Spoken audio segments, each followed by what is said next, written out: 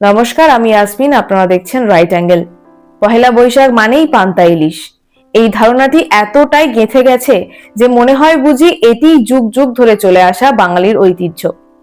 কিন্তু ইতিহাস বলছে ভিন্ন কথা। সাদামাটা পান্তা ভাত বাঙালির চিরচেনা খাবার হলেও অভিজাত ইলিশ মাছের সঙ্গে এর এই মিলন ঘটেছে মাত্র 4 দশক আগে, শহরের এক আড্ডা থেকে। পান্তা ভাতের বয়স অনেক পুরনো। মধ্যযুগের বাংলা সাহিত্যে এর উল্লেখ রয়েছে। মুকুন্দরাম চক্রবর্তীর লেখা চণ্ডীমঙ্গল কাব্যে আমানি শব্দটি দিয়ে পান্তার জলীয় অংশকে বোঝানো হয়েছে। এই আমানি ছিল নববর্ষের একটি প্রাচীন আঞ্চলিক কৃষি উৎসব, যেখানে ভেজানো চাল বা পান্তা খাওয়ার রেওয়াজ ছিল। এটি মূলত কৃষকের খাবার। গরমের সকালে পান্তা ভাত সহজলভ্য, পুষ্টিকর এবং শরীর ঠান্ডা রাখার একটি কার্যকরী উপায়। গ্রামীণ জীবনে পান্তা খাওয়া হতো কাঁচা লঙ্কা, নুন, পেঁয়াজ বা আলু ভর্তা দিয়ে।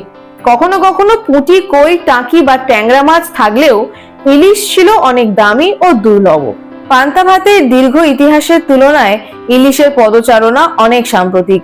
1980 বা 1981 সালের পহেলা বৈশাখে ঢাকার রমনায় এক আড্ডা থেকে এই সংযোজনের সূত্রপাত। একদল তরুণ নিজেদের উদ্যোগে চাঁদা তুলে পান্তা ইলিশের আয়োজন করেন। এই আয়োজন বেশ সাড়া ফেলে। 80 দশকের মাঝামাঝি থেকে ঢাকা বিশ্ববিদ্যালয়ের কিছু শিক্ষার্থী রমনায় পান্তা ইলিশ বিক্রি শুরু করলে এটি রীতিমতো তুমুল জনপ্রিয়তা পায়।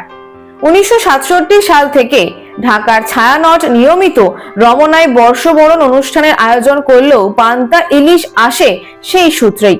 ধীরে ধীরে এটি 90-এর দশকে এসে ছড়িয়ে পড়ে এবং বাঙালিয়ানার একটি অত্যন্ত শক্তিশালী অনুষঙ্গে পরিণত হয়। গ্রামীণ ঐতিহ্যে পহেলা বৈশাখ মানে ছিল ভালো খাবার।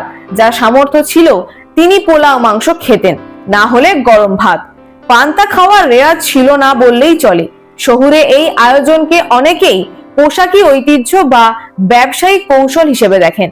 তবুও ইলিশের দাম ও সরবরাহ জনিত জটিলতা থাকা সত্ত্বেও এই খাবারটি নববর্ষের উৎসবের একটি অঙ্গ হয়ে গেছে।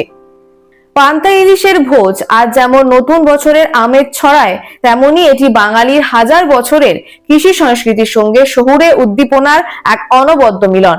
আজকের পান্তা ইলিশ একটি যুগান্তকারী সংযোজন, যা শহরের ক্যানভাসে এঁকে দেওয়া ঐতিহ্যের আধুনিক সংস্করণ মাত্র।